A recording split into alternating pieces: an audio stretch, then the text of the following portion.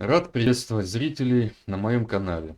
Сегодня я хотел поговорить о самом базовом, на чем строится вся буддийская теория. Как известно, нашим бытием управляют различные законы природы. Большинство из них были открыты и без помощи Будды. Но какой же закон удалось открыть Сиддхартхе Гатаме в ночь пробуждения?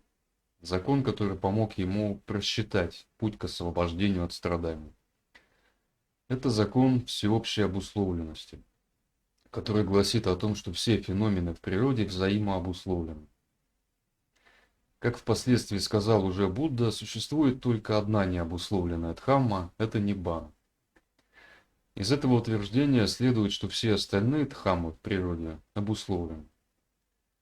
Это означает, что как бы вы ни старались, вы не сможете найти и достоверно выявить в сансаре ничего такого, что было бы чем-либо не обусловлено.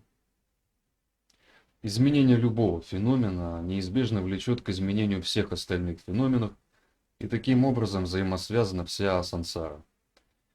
Этот принцип всеобщей взаимообусловленности – это базовый закон бытия, так сказать, нулевой закон.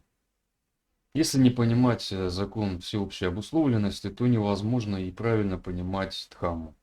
Так, например, люди иногда неправильно понимают буддийский принцип непостоянства, аничча.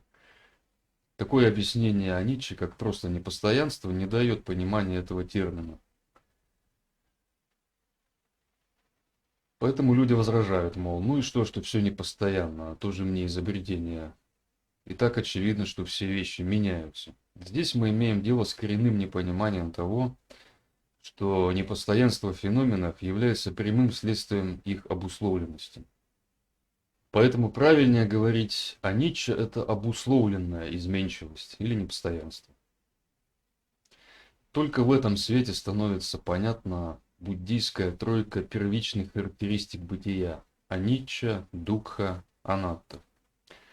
А именно, поскольку все феномены обусловлены, они изменчивы, аничча.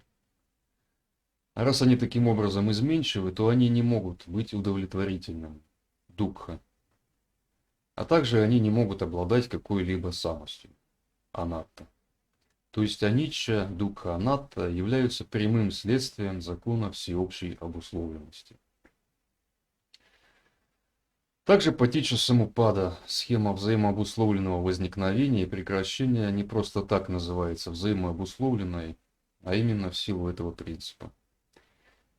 Вот что совершенно необходимо понимать для того, чтобы начать правильно понимать Дхамму с самых ее основ.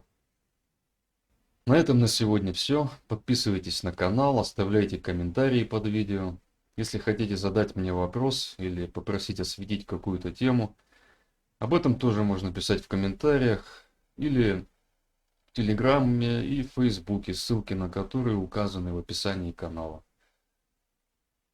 До скорых встреч. В следующий раз мы поговорим о Боге.